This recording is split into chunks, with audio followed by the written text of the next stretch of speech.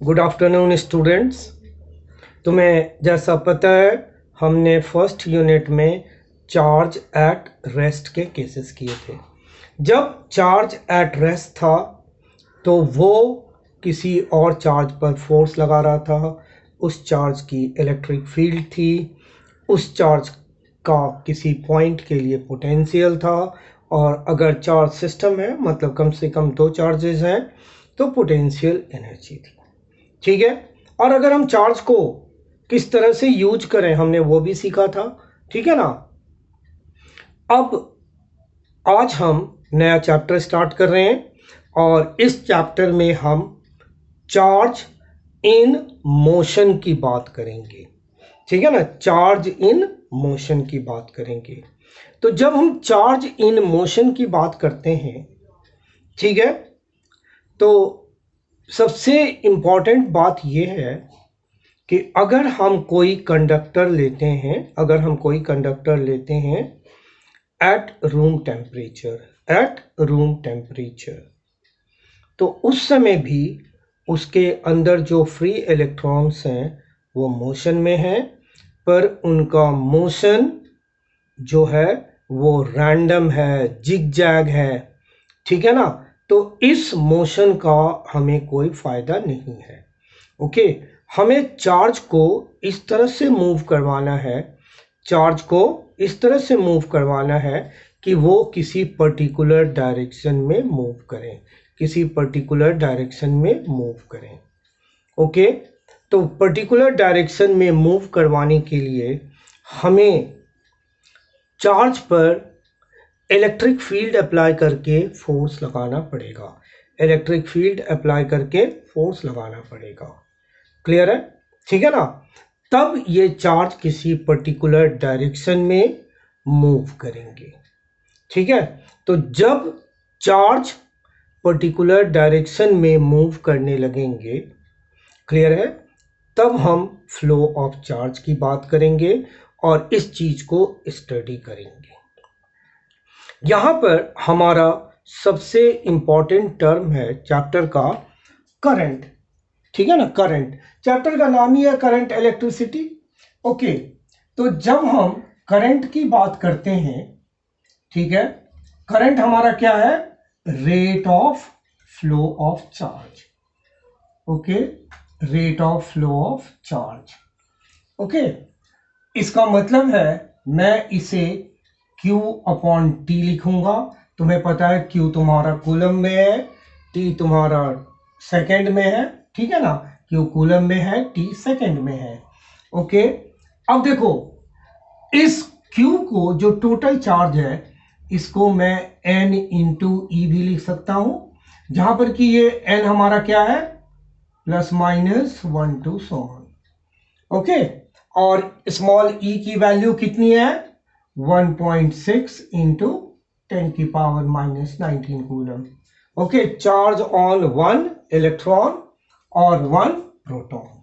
Okay, अब हम ये करंट क्यों फ्लो कर रहा है, ठीक है ना, तो इसके लिए या इस चीज को समझने के लिए हम एक नया कॉन्सेप्ट बनाएंगे, वो है ड्रिफ्ट वेलोसिटी। ठीक है, हमने कोई कंडक्टर लिया, ठीक है ना, हमने कोई कंडक्टर लिया है एट रूम टेम्परेचर। ये कंडक्टर रूम टेम्परेचर पर है। ठीक है, रूम टेम्परेचर पर कुछ फ्री इलेक्ट्रॉन्स प्रेजेंट हैं ड्यू टू थर्मल एनर्जी, और ये रैंडम जिगजैग मोशन में है। ठीक है ना, तो जो एट रूम टेम्परेचर इसके इलेक्ट्रॉन्स रैंडम जिगजैग मोशन में है। ओके, तो मान लो कोई इलेक्ट्रॉन इधर जा रहा है, कोई इधर जा रहा है, कोई इधर जा रहा है, कोई इधर जा रहा है। ठीक है, तो क्या होगा? इन इलेक्ट्रॉन्स की एवरेज वेलोसिटी, ओके, ये जीरो है, इसका मतलब u1 plus u2 so on, अगर मान लो मैंने n इलेक्ट्रॉन्स लिए हैं बाय n, ये हमारा जीरो है। पर एक बात ध्यान रखना कि यहां पर एवरेज स्पीड जीरो नहीं है, ठीक है ना, एवरेज स्पीड जीरो नहीं है, केवल एवरेज वेलोसिटी जीरो है। ओके, अब हम क्या करते हैं, हम चाहते हैं कि ये इलेक्ट्रॉन एक पर्टिकुलर डायरेक्शन में फ्लो करें, ठीक है ना, एक पर्टिकुलर डायरेक्शन में फ्लो करें। तो इसके लिए हम क्या करते हैं, इस कंडक्टर को हमने एक सोर्स ऑफ पोटेंशियल डिफरेंस से कनेक्ट कर दिया और एक की लगा दी है, ठीक है ना, सोर्स ऑफ पोटेंशियल डिफरेंस और, ठीक है, की सर्किट में हमने लगा दिया, इस कंडक्टर के साथ कनेक्ट कर दिया।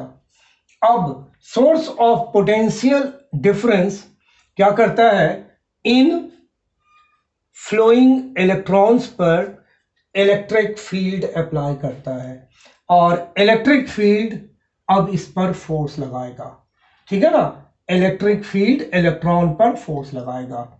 ओके, तो जो इलेक्ट्रिक फील्ड का फोर्स है, जो फोर्स ऑफ इलेक्ट्रिक फील्ड है,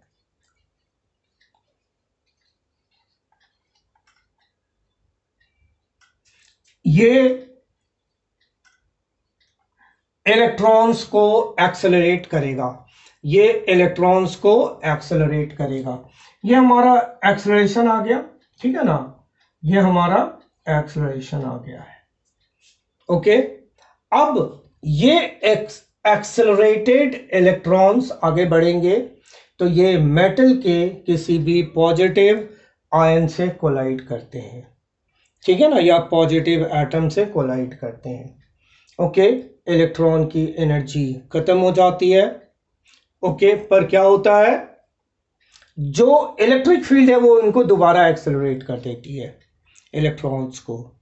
ये इलेक्ट्रॉन फिर से किसी आयन से, पॉजिटिव आयन से कोलाइड करते हैं, फिर एनर्जी का लॉस होता है और इस तरह से after large number of successive collision,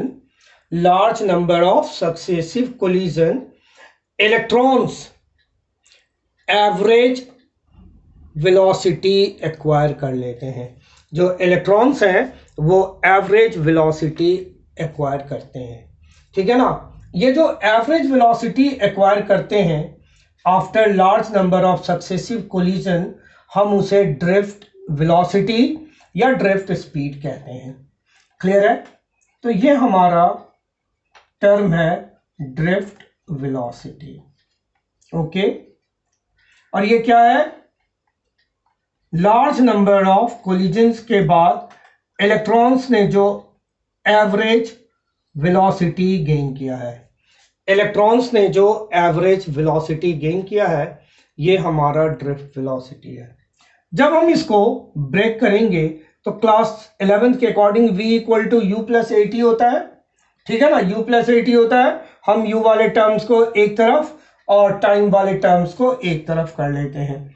तो जब हमने उस तरह से लिखा तो ये हमारा हो गया u1 plus u2 so on un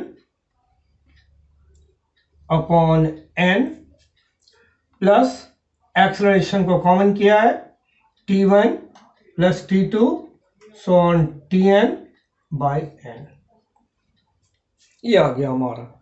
अभी हमने डिराइव करके रखा हुआ है कि ये पार्ट हमारा जीरो है, तो ये जीरो हो गया, तो बच गया मेरे पास दिस, और ये पूरा पार्ट टाइम का एवरेज, जिसे हम टाउ से डिनोट करेंगे।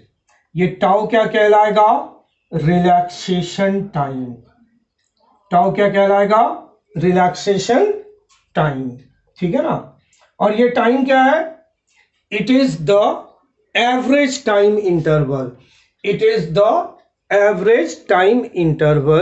Between two successive collisions. Okay, ये क्या है? It is the average time interval between two successive collision. Clear है? टाउ हमारा रिलैक्सेशन टाइम है, और रिलैक्सेशन टाइम क्या है?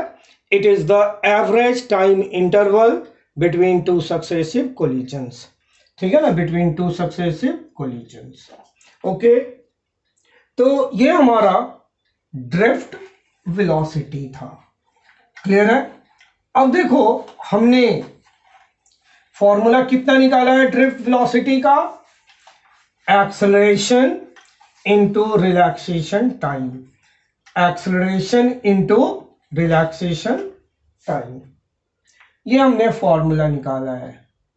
ठीक है ना, acceleration into relaxation time. Okay, और हमने ये कैलकुलेट करके रखा हुआ था कि एक्सेलरेशन की वैल्यू कितनी है। तो ये एक्सेलरेशन की वैल्यू हमने निकाला था E/m इंटू टाउ। क्लियर है? ये हमने रिलैक्सेशन टाइम निकाला हुआ था। ठीक है? ओके, एक्सेलरेशन हमने पुट कर दिया, तो एक्सेलरेशन की वैल्यू इंटू टाउ, ये आ गया हमारा ड्रिफ्ट वेलोसिटी।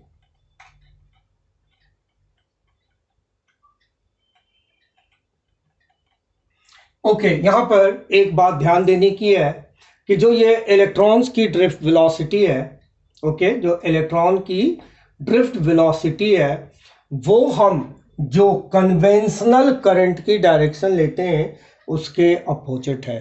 ये सेल के नेगेटिव टर्मिनल से पॉजिटिव की तरफ है, जबकि बाद में हम करंट की डायरेक्शन जब शो करेंगे तो हम करंट की डायरेक्शन को पॉजिटिव टू नेगेटिव शो करते हैं। ठीक है, हम करंट की डायरेक्शन को पॉजिटिव टू नेगेटिव शो करते हैं। ओके, अब हम करंट की वैल्यू को ड्रिफ्ट वेलोसिटी के टर्म्स में निकालते हैं। ठीक है ना, current in terms of drift velocity. Okay, तो ये हमने कंडक्टर लिया, इस कंडक्टर का क्रॉस सेक्शनल एरिया A है, कंडक्टर की लेंथ L है, हमने इसे सोर्स ऑफ पोटेंशियल डिफरेंस से कनेक्ट किया हुआ है, ये हमारा की है। ओके, ये हमारे इलेक्ट्रॉन के फ्लो की डायरेक्शन है। ओके, और ये इलेक्ट्रॉन्स की ड्रिफ्ट वेलोसिटी है, ये इलेक्ट्रॉन्स की ड्रिफ्ट वेलोसिटी है। ओके, हमने जो करंट का फॉर्मूला बनाया था वो था हमारा, ठीक है, charge upon time, charge upon time, NE upon time, NE upon time. Time तो बहुत सिंपल है, डिस्टेंस अपॉन स्पीड कर देंगे। ठीक है ना, टाइम के लिए तो कोई दिक्कत नहीं है, हमें एवरेज वेलोसिटी मालूम है, डिस्टेंस को हमने एवरेज वेलोसिटी से डिवाइड कर दिया है। ओके, E की वैल्यू निकालने में भी कोई प्रॉब्लम नहीं है, हमें चाहिए N, नंबर ऑफ इलेक्ट्रॉन्स, हमें चाहिए नंबर ऑफ इलेक्ट्रॉन्स, ये चाहिए। क्लियर है? तो इसके लिए हम क्या करते हैं, ठीक है ना, यहां पर फॉर्मूला यूज करते हैं। Okay, electron density into volume, electron density into volume. ठीक है, अब जो इलेक्ट्रॉन डेंसिटी है उसे हम यहां पर स्मॉल n से डिनोट कर रहे हैं। ठीक है ना, और थोड़ी देर के हम ऐसा करते हैं जिससे हमें कंफ्यूजन ना हो। ठीक है ना, इसका नाम हम मान लो कैपिटल N रख देते हैं। ठीक है, इसका नाम हम कैपिटल N रख देते हैं। इलेक्ट्रॉन डेंसिटी के लिए जनरली जो टर्म यूज होता है स्मॉल n ही होता है, और इसका मतलब है number of electrons upon volume, number of electrons upon volume. ठीक है, वॉल्यूम कितना हो जाएगा, एरिया इंटू लेंथ, वॉल्यूम कितना हो जाएगा, एरिया इंटू लेंथ। ये आ गया मेरा कैपिटल एन। अब हम इसे पुट करते हैं, तो जो करंट है, जो हमारा करंट है वो देखो एन ए एल, और टाइम क्या होगा, एल बाई वी डी। ठीक है, ओके। अब हमें यहां क्या चाहिए, चार्ज भी, चार्ज। क्लियर है, ये टोटल केवल नंबर ऑफ इलेक्ट्रॉन्स है, तो चार्ज के लिए हमने ई डाला, चार्ज के लिए हमने ई डाला है। ठीक है ना, ये हमारा क्या था, चार्ज, ये क्या था, चार्ज, और ये क्या था, नंबर ऑफ इलेक्ट्रॉन्स, ये था नंबर ऑफ इलेक्ट्रॉन्स, और ये पूरा क्या था, चार्ज। ओके, एल कैंसिल हो जाएगा, तो हमारा फॉर्मूला आ गया n A e we d. ये आ गया हमारा करंट का formula in terms of drift velocity. ये आया हमारा current in terms of drift velocity. Okay,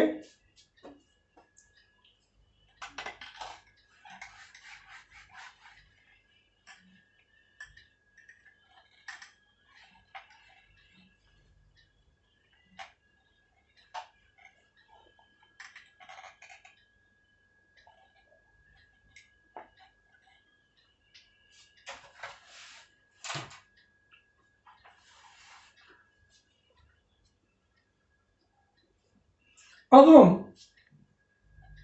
drift velocity के कॉन्सेप्ट से, ड्रिफ्ट वेलोसिटी के कॉन्सेप्ट से ओम्स लॉ को डिराइव करेंगे। ठीक है ना, ड्रिफ्ट वेलोसिटी के कॉन्सेप्ट से ओम्स लॉ को डिराइव करेंगे। तो to derive Ohm's law, okay, using the concept of drift velocity। ठीक है, ओम्स लॉ का हम यूज कर रहे हैं। ठीक है, किस बात के लिए, ओम्स लॉ को हम डिराइव करेंगे क्या यूज करके, concept of drift velocity. Okay, तो अभी देखो हमने ये फॉर्मूला डिराइव किया था ड्रिफ्ट वेलोसिटी के लिए। क्लियर है, और जो ड्रिफ्ट वेलोसिटी है वो हमारा इतना है। ठीक है, यहां, और ड्रिफ्ट वेलोसिटी ये है। तो करंट के टर्म में, करंट के टर्म में जो ये ड्रिफ्ट वेलोसिटी है उसको हम चेंज कर देते हैं। ठीक है ना, हम उसे चेंज कर देते हैं, ये हमने चेंज कर दिया, तो ये हमें इतना आ गया। ठीक है, अब हम इस E को B बाय एल लिख देते हैं। ठीक है, जो पोटेंशियल अप्लाइड है या पोटेंशियल डिफरेंस अप्लाइड है अपॉन कंडक्टर की लेंथ, हम उसे चेंज कर देते हैं। ठीक है ना, तुम्हें ध्यान होगा ये फॉर्मूला हमने चैप्टर 1 में किया था। ठीक है ना, जब हम इलेक्ट्रोस्टैट्स पढ़ रहे थे, तो ये चेंज किया, ये चेंज कर दिया हमने। ठीक है, अब हम इस V को अलग कर देते हैं। तो जो हम V को अलग करेंगे तो ml by N E square tau A, ये आ गया हमारा V बाय आई, ये आ गया हमारा V बाय आई।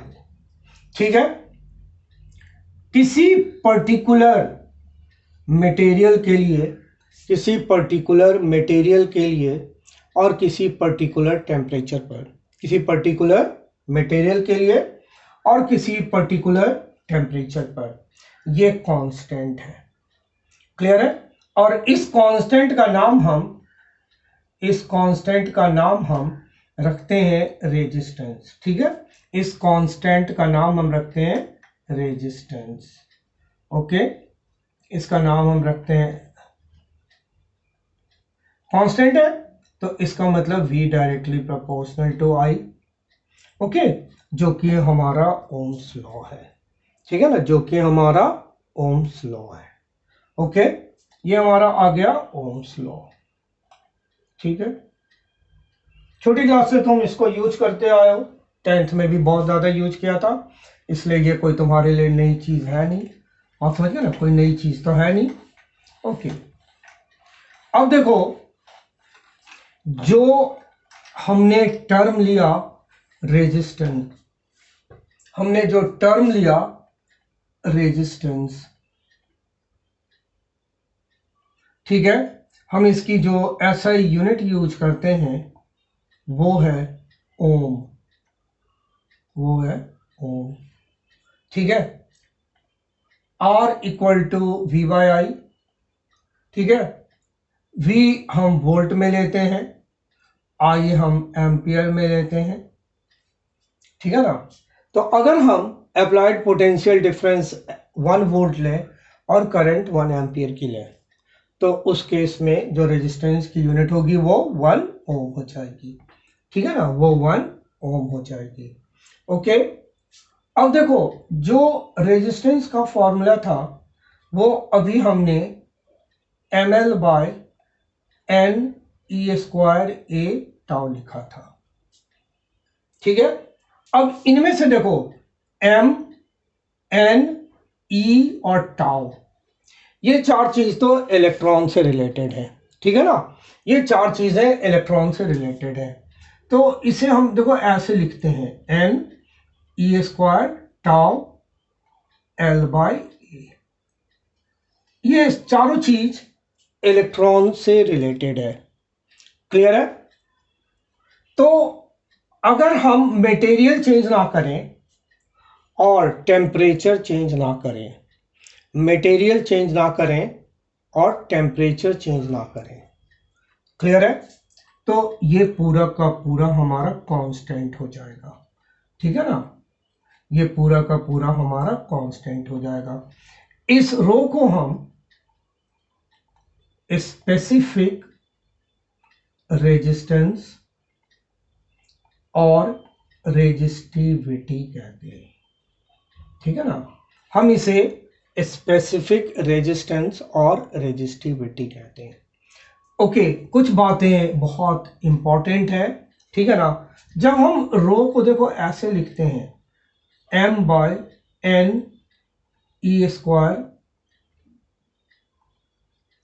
टाउ। ठीक है, तो जो इलेक्ट्रॉन का मास और चार्ज है ये दो चीज तो फिक्स्ड है। क्लियर है? और जो इलेक्ट्रॉन की जो किसी भी मेटल की इलेक्ट्रॉन डेंसिटी होती है, वो मेटल या कंडक्टर की इलेक्ट्रॉन डेंसिटी, ठीक है ना, टेम्परेचर के चेंज के साथ उतना ज़्यादा चेंज नहीं करती है, बहुत ही नेग्लिजिबली चेंज होता है। ओके, हाँ, ये जो टाउ है वो, ठीक है ना, टेम्परेचर के साथ चेंज करेगा। ये जो टाउ है वो टेम्परेचर के साथ चेंज करेगा। अगर हम टेम्परेचर बढ़ाएंगे तो इलेक्ट्रॉन्स की काइनेटिक एनर्जी बढ़ जाएगी। इलेक्ट्रॉन्स की काइनेटिक एनर्जी बढ़ जाएगी तो उनका कोलिजन फास्ट हो जाएगा, उनका कोलिजन फास्ट हो जाएगा। ओके, कोलिजन फास्ट हो जाएगा, रिलैक्सेशन टाइम कम हो जाएगा। ठीक है ना, रिलैक्सेशन टाइम कम हो जाएगा, तो इसका मतलब रेजिस्टिविटी बढ़ जाएगी। ठीक है ना, रेजिस्टिविटी बढ़ जाएगी। ओके, रो या स्पेसिफिक रेजिस्टेंस, ठीक है, ये इंडिपेंडेंट ऑफ डायमेंशन होता है ऑफ कंडक्टर, मतलब लेंथ या एरिया पर डिपेंड नहीं कर रहा है, लेंथ या एरिया पर डिपेंड नहीं कर रहा है। क्लियर है? ठीक है, जब हम इसकी यूनिट लेते हैं, ठीक है ना, हम इसकी यूनिट लेते हैं रो की जब हम यूनिट लेते हैं तो ये हमारा ओम मीटर है, ये हमारा ओम मीटर है। ओके, अब देखो हम R equal to rho L by A पर कुछ न्यूमेरिकल्स लेते हैं। ये न्यूमेरिकल तुमने क्लास 10th में भी किया था, ठीक है ना, तुमने 10th में भी किया था। हम उसे थोड़ा सा लेवल ऊपर करेंगे। ओके, अगर R equal to rho L by A है, ठीक है ना, अगर हम उस कंडक्टर के साथ कोई दूसरा कंडक्टर, चाहे वो सेम मेटल का हो, मटेरियल का हो, या डिफरेंट मेटल या मटेरियल का हो, ठीक है ना, उसको ज्वाइन ना करें, कनेक्ट ना करें, तब तक ओरिजिनल कंडक्टर की वॉल्यूम कांस्टेंट रहेगी, whether we increase the length और डिक्रीज द लेंथ, ठीक है ना। तो अगर सपोज करो ये कोई कंडक्टर है, ठीक है ना, ये कोई कंडक्टर है, हम इसकी लेंथ को इंक्रीज करें या डिक्रीज करें, इसकी वॉल्यूम में कोई चेंज नहीं होगा, इसकी वॉल्यूम में कोई चेंज नहीं होगा। तो हम इस रेजिस्टेंस के फॉर्मूले को वॉल्यूम के टर्म में कन्वर्ट कर देते हैं, L से मल्टीप्लाई और डिवाइड करके हम इसे वॉल्यूम के टर्म में कन्वर्ट कर देते हैं। तो रो L स्क्वायर बाय वॉल्यूम, ध्यान रखना ये अब हमारा वॉल्यूम है, ठीक है ना, और ये कांस्टेंट है। ओके, कांस्टेंट है। ये कब चेंज करेगा? अगर मैं इस वायर के साथ कोई दूसरी वायर लगा दूं लेंथ बदलने के लिए, चाहे मटेरियल सेम हो या मटेरियल डिफरेंट हो, ठीक है ना, जब तक मैंने वो काम नहीं किया है, केवल इसी के शेप या साइज को चेंज किया है, वॉल्यूम कांस्टेंट है, ठीक है ना, वॉल्यूम कांस्टेंट है। ओके, तो अगर मैं R2 बाय R1 लिखूं तो ये हमारा, ठीक है ना, rho L2 square by volume, rho L1 square by volume, मतलब L2 square bye L1 square हो गया, ठीक है। तो ये रिलेशन हमें न्यूमेरिकल के समय बहुत काम आएगा, ये रिलेशन हमें न्यूमेरिकल के समय बहुत काम आएगा, ठीक है। अब देखो, अगर हम कोई वायर लें, ठीक है ना, और हम लिखते हैं its length is increased to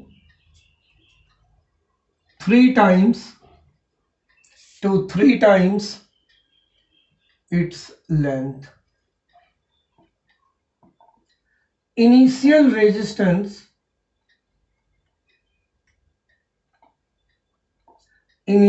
resistance is 16 ohm. Okay, you make it 27 ohm. Find new resistance.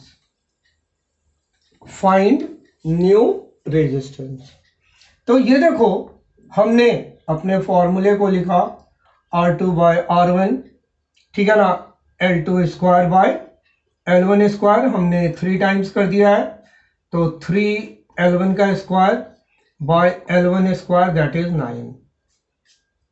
Clear है? L2 हमारा 3 टाइम्स L1 है, तो जो R2 है वो 9 इंटू R1 ओम आ गया। ओके, पर इसी क्वेश्चन में हम अगर ऐसे लिखे, देखो, ठीक है, हमने कोई फिर से वायर लिया and it's length is increased by thrice its length. Okay. Initial resistance 16 ohm. Find new resistance. हमें कह रहा है find new resistance. ओके, तो ये देखो हम फिर से सेम फॉर्मूला यूज करेंगे, ठीक है ना। हमने फॉर्मूला लिखा L2 square bye L1 square लिखा, पर इस बार 3L1 नहीं लिखेंगे, ये ध्यान रखना। अगर ये बाई थ्राइस है, ठीक है ना, अगर ये बाई थ्राइस है तो एक ज़्यादा लिखेंगे, 4L1 लिखेंगे। अगर बाई ट्वाइस होगा तो 3L1 लिखेंगे, ठीक है ना। ये ध्यान रखना, जब बाय होगा तो जो यहाँ लिखा होगा उससे एक ज़्यादा लोगे। क्लियर है। तो इसको मैंने अब 4L1 का स्क्वायर बाय L1 का स्क्वायर लिखा, तो ये 16 हो गया, ठीक है ना। तो जो हमारा R2 है वो 16R1 हो गया। ओके, जो हमारा R2 है वो 16R1 हो गया। ओके, अब देखो हमने कोई फिर से वायर लिया, ठीक है ना, हमने वायर लिया और मान लो हमने उसकी लेंथ को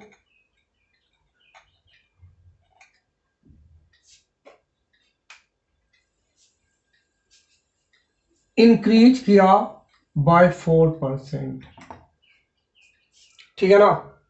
क्लियर है। हमें कहता है find percentage increase in resistance, ठीक है ना, find percentage increase in resistance. तो हमने फिर से फॉर्मूला लिखा अपना, हमने अपना फॉर्मूला लिखा, ठीक है। अब ये L1 प्लस L1 का 4% है, L1 का 4% है। ये हमारा देखो इस तरह से हो गया। ओके, अब L1 कॉमन होकर कट जाएगा, तो ये मेरा हो गया 1.04 का स्क्वायर, 1.04 का स्क्वायर, जो कि आ गया हमारा 1.0816, ठीक है ना, ये आ गया हमारा। ओके, तो R2 हो गया 1.0816 R1।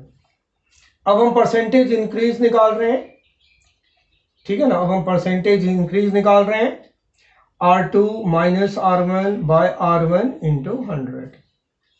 क्लियर है। तो 1.0816 R1 minus R1 bye R1 into 100।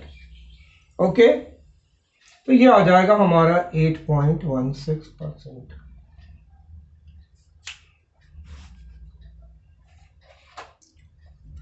अगर हम, ठीक है ना, जो परसेंटेज इंक्रीज है बहुत ज़्यादा चेंज नहीं करते, ठीक है ना, बहुत ज़्यादा चेंज नहीं करते, तो आंसर जो है वो ऑलमोस्ट डबल ही रहता है, ठीक है ना, वो ऑलमोस्ट डबल ही रहता है।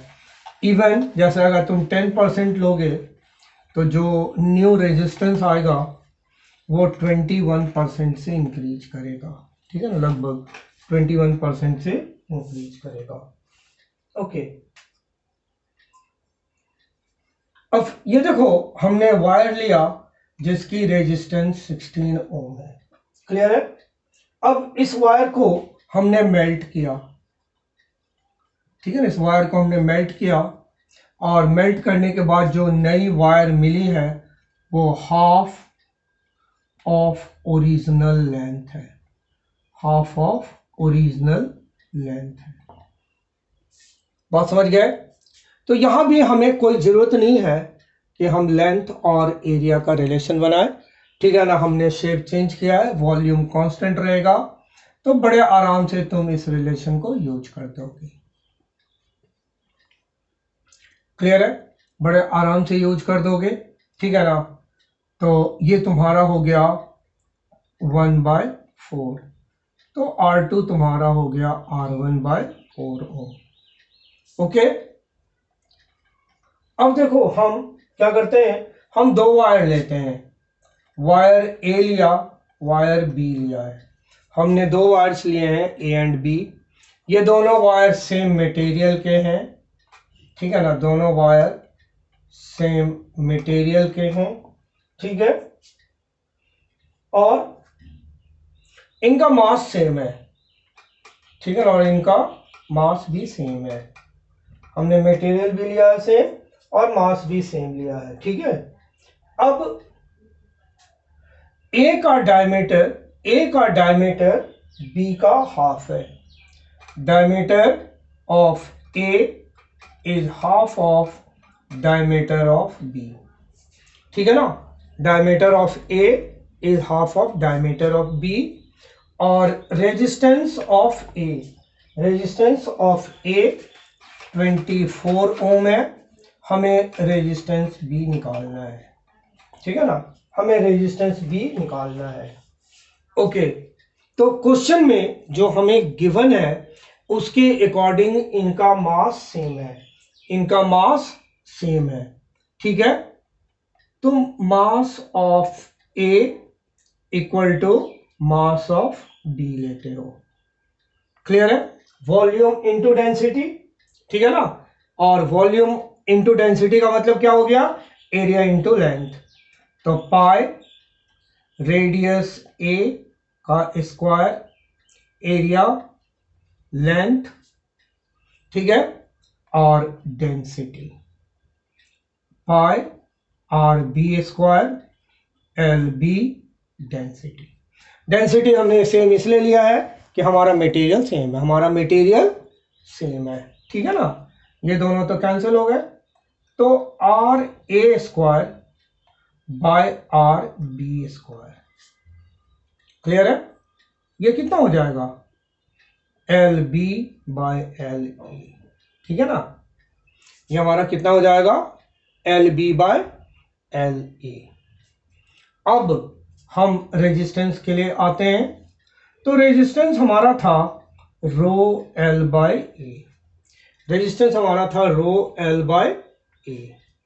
ओके, तो जब तुम R2 बाय बी और ए है, मान लो R B bye R A लेते हो इस बार, ठीक है ना, तो ये कितना हो जाएगा, L B by A B upon L A by A, ठीक है। इसका मतलब हो गया L B by L A, area A by area B, ये आ गया, ठीक है। और L B by L A इतना था हमारा, ठीक है ना, L B by L A कितना था, ये था हमारा R A square by are B square, ठीक है।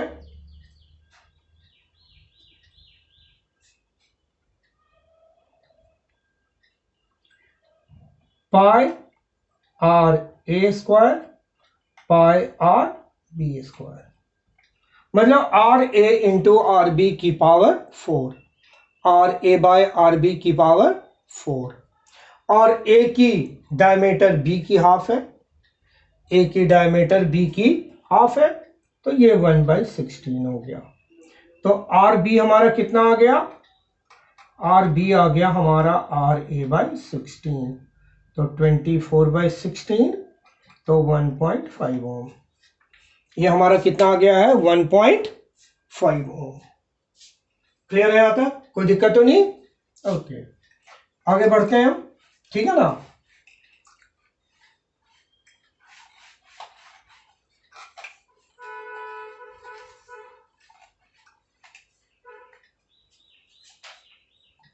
अब हम जो अगला टर्म लेंगे वो है कंडक्टेंस, ठीक है। कंडक्टेंस हमारा 1 रेजिस्टेंस है, ठीक है ना। कंडक्टेंस हमारा क्या है, 1 रेजिस्टेंस। ओके, तो हम सिंपली इसको 1/R लिख लेंगे, 1/रेजिस्टेंस, और जब हम यूनिट लेंगे R की रेजिस्टेंस कितनी होती है, ओम, तो ये यूनिट ओम इनवर्स हो जाएगा, या हम MHO लिख देते हैं, ओ को जस्ट उल्टा करके लिख देते हैं। बात समझ गए, ठीक है ना।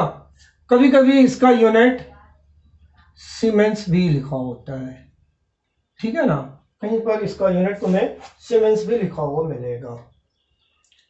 दूसरी टर्म है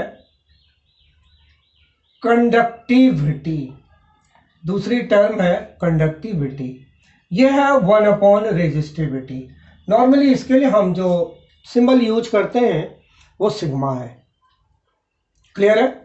और जो इसकी यूनिट होती है ओम इनवर्स मीटर इनवर्स, ठीक है ना, जो इसकी यूनिट है वो है ohm inverse metre inverse.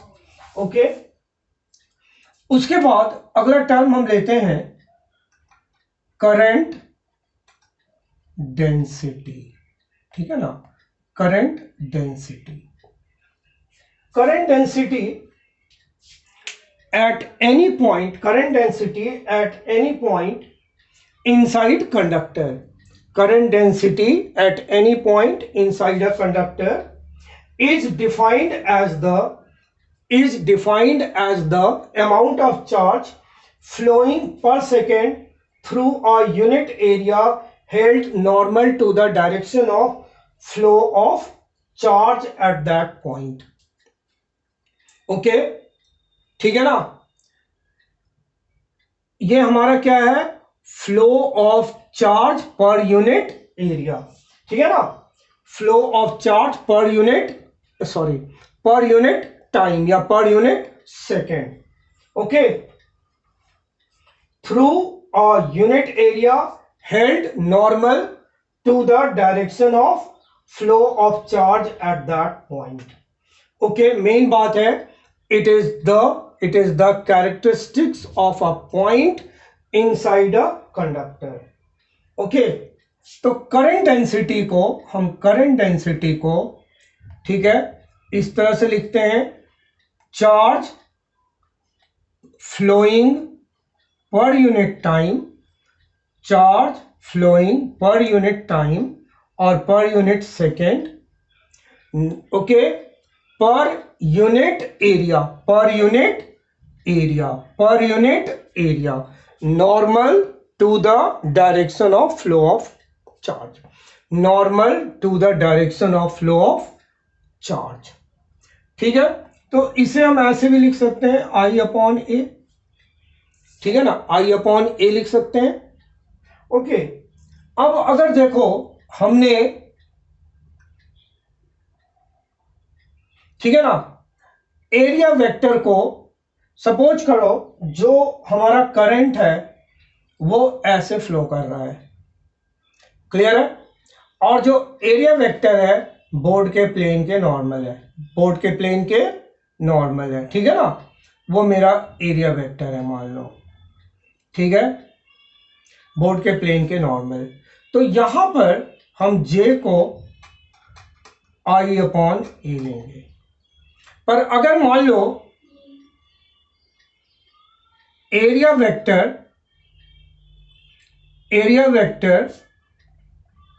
Board की प्लेन के साथ हम सपोज करो थीटा एंगल ले लेते हैं, ठीक है ना, थीटा एंगल ले लेते हैं, तो हमें एरिया का component normal to the direction of flow of current चाहिए, ठीक है ना, तो वो यहां पर a cos थीटा हो जाएगा, तो यहां पर current density I by a cos theta हो जाएगा, ठीक है। जो इसकी ऐसा यूनिट है वो है एम्पियर पर मीटर स्क्वायर, जो ऐसा यूनिट है वो एम्पियर पर मीटर स्क्वायर है। ओके, अब हम आते हैं रिलेशन बिटवीन, ठीक है, relation between current density, conductivity and electric field, ठीक है, हम इन तीनों के बीच में रिलेशन ले रहे हैं, ठीक है ना। ओके, तो अब देखो अगर हम इलेक्ट्रॉन की बात करें, ठीक है ना, इलेक्ट्रॉन की बात करें तो इलेक्ट्रॉन के लिए जो चार्ज होगा वो माइनस ई होगा, ठीक है ना। इलेक्ट्रॉन के लिए जो चार्ज होगा माइनस ई होगा। और ड्रिफ्ट वेलोसिटी कितनी होगी इसकी? जो ड्रिफ्ट वेलोसिटी होगी minus E tau by M, जो हमने स्टार्टिंग में डिराइव किया था। क्लियर है? जो हमारा करंट है वो है A N E we D. Clear है? वो हमारा है A N E we D. तो जो करंट डेंसिटी हो गया हमारा, जो हमारा करंट डेंसिटी हो गया आई upon A N E we D, ठीक है ना। वीडी हम पुट कर देते हैं तो, और ई पुट कर देते हैं। ये पुट कर दिया तो देखो ये हो गया हमारा n E square a n n E square, ठीक है, capital e tau by m, ये आ गया हमारा। ठीक है, इसे हम ऐसे लिख लेते हैं, देखो एन ई स्क्वायर टाउ एम, इस ई को सेपरेट कर दो, इसे तुम सेपरेट कर दो, ठीक है ना। तो ये आ गया 1 अपॉन रेजिस्टिविटी, ये आ गया 1 अपॉन रेजिस्टिविटी, ठीक है ना। ये आ गया हमारा 1 अपॉन रेजिस्टिविटी। तो ये हो गया कंडक्टिविटी, ये हो गया हमारा कंडक्टिविटी। तो ये रिलेशन आया है, ठीक है ना, करंट डेंसिटी और इलेक्ट्रिक फील्ड और कंडक्टिविटी, ठीक है ना। करंट डेंसिटी, कंडक्टिविटी और इलेक्ट्रिक फील्ड के बीच का रिलेशन आ गया। ओके, अब हम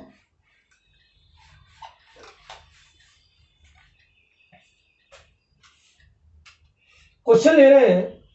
कहता है कि हमने कोई कॉपर वायर लिया, ठीक है ना, हमने कॉपर वायर लिया है। ओके, इस कॉपर वायर का cross sectional area 2 millimetre square है। जो इसका क्रॉस सेक्शनल एरिया है ये 2 मिलीमीटर स्क्वायर है।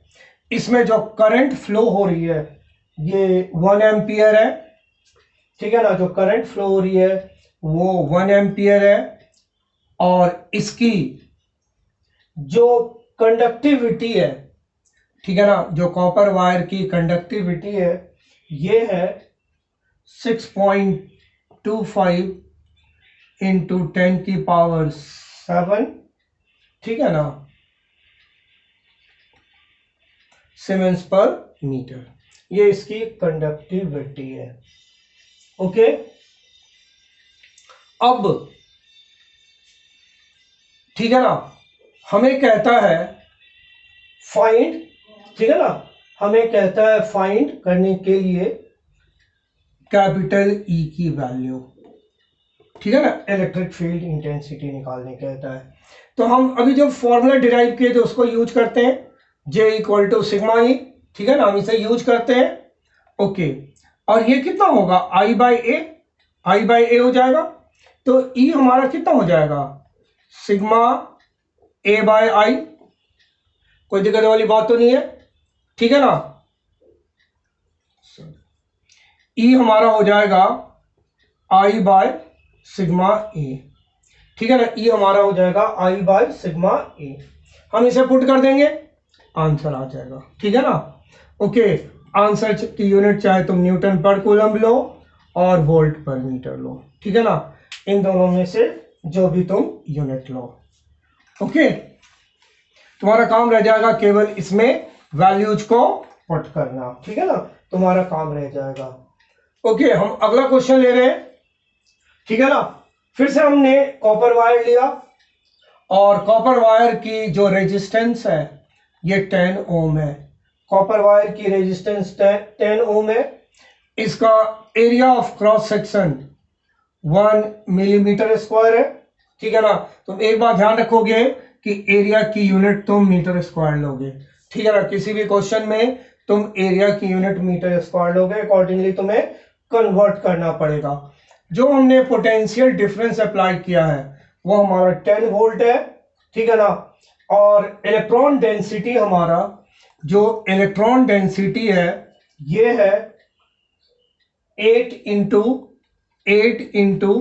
10⁻28 इलेक्ट्रॉन्स, ओके, पर मीटर क्यूब, ठीक है ना। ये हमारा इलेक्ट्रॉन डेंसिटी है। हमें कहता है ड्रिफ्ट वेलोसिटी निकालो, फाइंड ड्रिफ्ट वेलोसिटी, ठीक है ना, फाइंड ड्रिफ्ट वेलोसिटी। तो जो आई हमारा होता है ओम्स लॉ के अकॉर्डिंग V/R होगा, ठीक है ना, क्लियर है। और करंट का दूसरा फॉर्मूला हमने निकाला था ANEVD, और दूसरा हमने फॉर्मूला निकाला था ANEVD, ठीक है। अब क्वेश्चन के अकॉर्डिंग देखो, हमें R मालूम है, V मालूम है, A मालूम है, N मालूम है, E तो मालूम ही होता है। तो जो हमारा ड्रिफ्ट वेलोसिटी हो जाएगा ये हो जाएगा V/ARNE।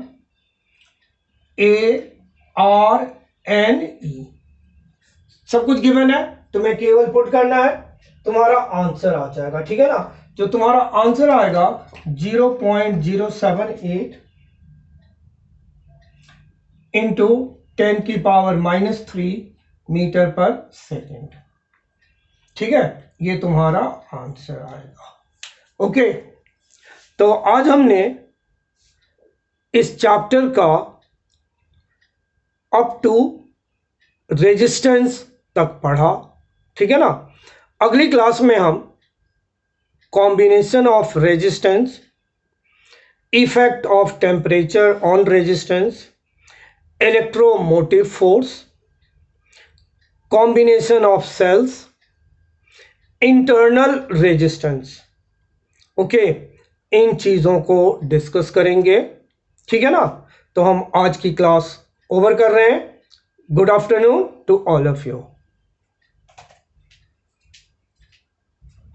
उत्कर्ष।